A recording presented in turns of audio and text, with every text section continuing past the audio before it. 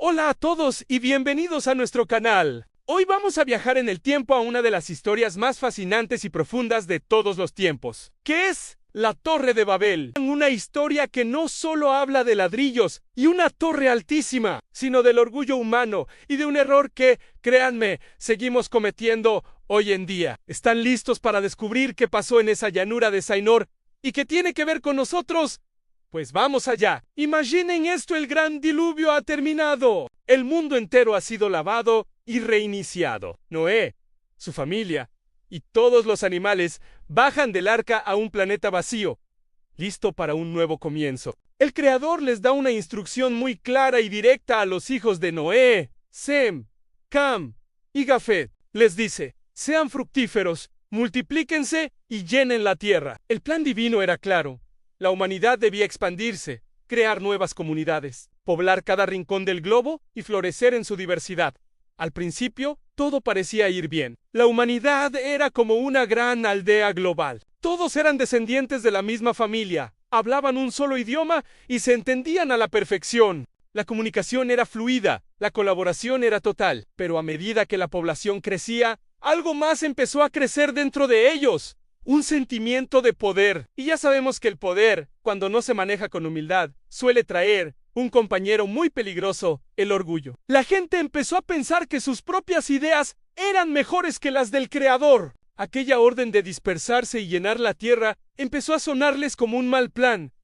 ¿Para qué separarse? ¿Para qué arriesgarse en lo desconocido? Les pareció mucho más inteligente quedarse todos juntos, concentrar su poder en un solo lugar y, desde allí, construir un imperio que dominara el mundo entero. Fue el nacimiento de una rebelión silenciosa, una rebelión impulsada por la arrogancia de creerse más listos que su propio creador. Y así llegamos al evento que cambiaría la historia para siempre. El gran problema comenzó cuando toda esta gente, en lugar de esparcirse, decidió asentarse en un lugar específico que fue la llanura de Sainor, en lo que hoy conocemos como el sur de Mesopotamia. Allí, reunidos y sintiéndose invencibles, tuvieron una idea que consideraron brillante, una idea monumental. Se dijeron unos a otros, con un tono lleno de soberbia: vamos, construyamos una ciudad para nosotros, y en ella una torre tan alta que su cima llegue hasta el cielo. Así nos haremos famosos, dejaremos un nombre para la historia,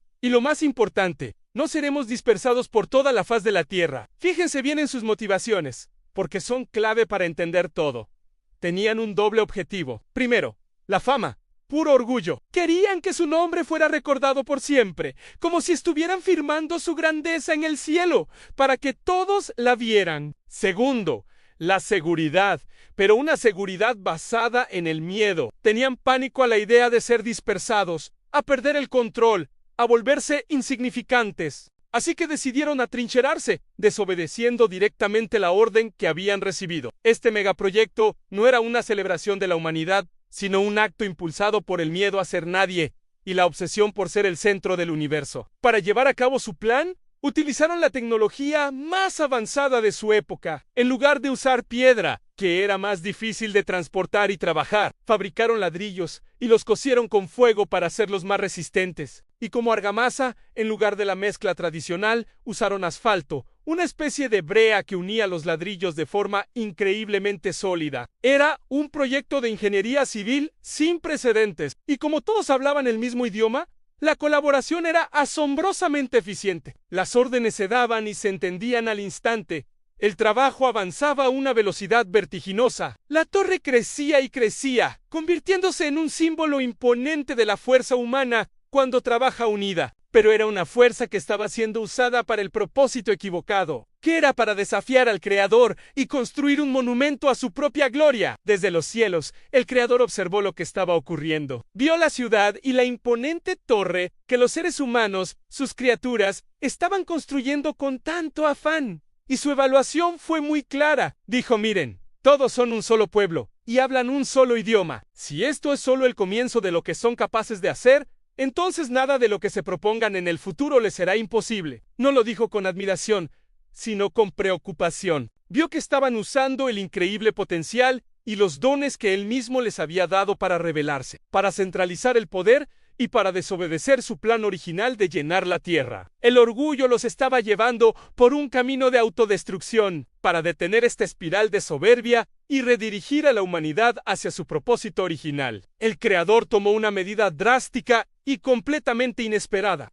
No envió un rayo ni una inundación. Hizo algo mucho más sutil, pero infinitamente más efectivo. Dijo: bajemos y confundamos su idioma, para que ninguno entienda lo que dice su compañero. Y entonces, de un momento a otro, en medio del bullicio de la construcción, se desató el caos absoluto.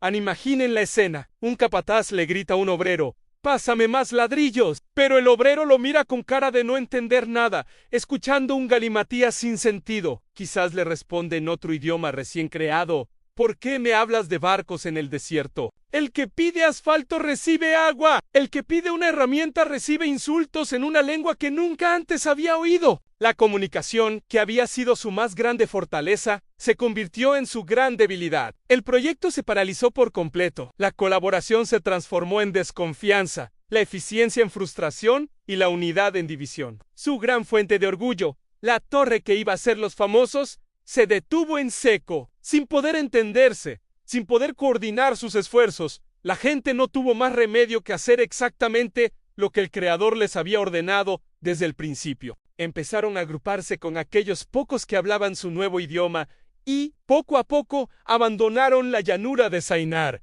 Se dispersaron por toda la faz de la tierra, formando nuevas naciones, nuevas culturas y nuevos pueblos. La ciudad quedó a medio construir y la torre inacabada se convirtió en un monumento eterno, no a su grandeza, sino a su orgullo fallido. Por eso, aquel lugar fue llamado Babel, que en el idioma hebreo original suena muy parecido a la palabra Balao, que significa confundir. El Creador usó la confusión para asegurarse de que su plan de que la humanidad llenara el mundo y floreciera en diversidad finalmente se cumpliera.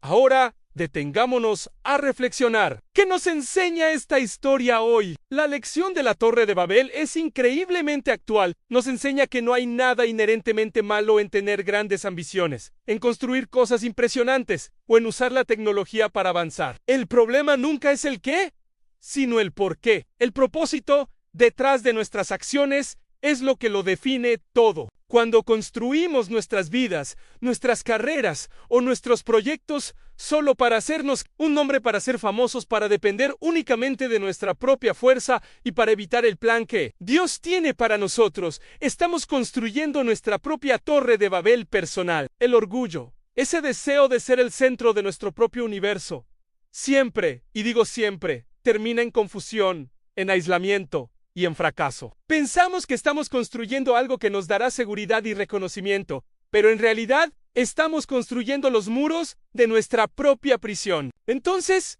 ¿cómo aplicamos esto a nuestra vida? Primero, debemos preguntarnos, ¿alrededor de qué estoy construyendo mi vida? ¿Estoy intentando levantar una torre con mi propio nombre en la cima, para que todos vean lo alto que he llegado? ¿O estoy construyendo mi vida sobre el fundamento del plan de Dios? La humildad no es pensar menos de ti mismo.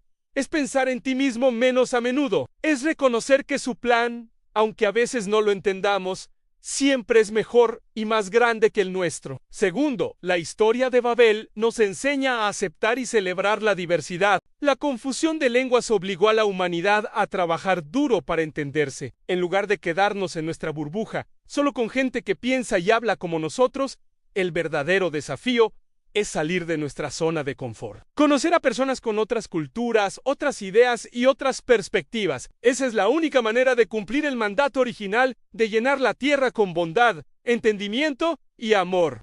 Y al final, aunque hoy en el mundo existen miles de idiomas que nos separan, la Biblia nos enseña que hay un lenguaje universal que nos une a todos y que si llega hasta el cielo, no es un idioma de palabras, sino de acciones. Es el lenguaje del amor, de la fe, de la humildad y de la obediencia. Ese es el idioma que Dios entiende perfectamente y el único que puede derribar los muros de confusión que el orgullo construye entre nosotros. Así que la elección es nuestra. ¿Seguiremos construyendo nuestras propias torres de Babel, destinadas a la confusión? ¿O elegiremos hablar el lenguaje universal del amor que nos une a todos? Gracias por acompañarme en este viaje a la antigua Babel Si te ha gustado este video y quieres seguir explorando estas historias llenas de sabiduría, no olvides darle a me gusta, suscribirte al canal y activar la campanita para no perderte nada. Nos vemos en el próximo video. ¡Hasta pronto!